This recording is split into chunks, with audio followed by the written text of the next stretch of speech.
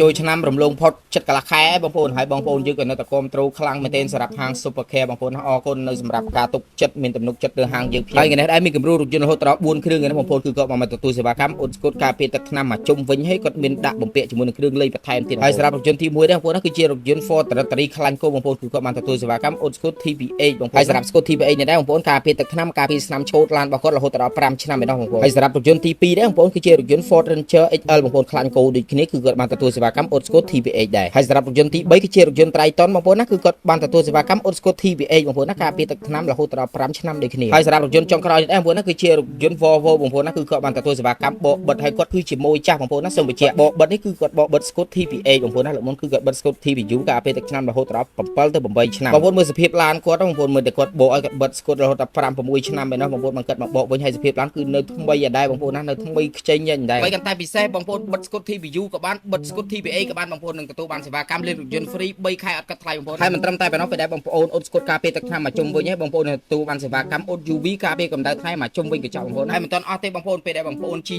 បានរយៈពេល1ឆ្នាំមកបងប្អូនចង់មកបកបិទគ្រប់ម៉ាស៊ីនឡានបងប្អូនបកបិទស្កូតគឺអត់កាត់ថ្លៃដូចគ្នាហើយលាងបាតរថយន្តដែលប្រើទឹកក្តៅលាងនៅលើហើយវីដេអូនេះក៏មានអីច្រើនទេបងប្អូនបើសិនជាបងប្អូនមានតម្រូវការចង់លេងរថយន្តគ្រប់ប្រភេទបងប្អូនអាចមក Super Care បានដែលមានទីតាំងនៅលើផ្លូវលោកតនុយទល់មុខ Karaoke New Star ព័ត៌មានបន្ថែមបងប្អូនអាចទំនាក់ទំនងតាមរយៈលេខទូរស័ព្ទលើកញ្ចក់អេក្រង់នេះបានជាចុងក្រោយសូមអរគុណសូមជម្រាបលា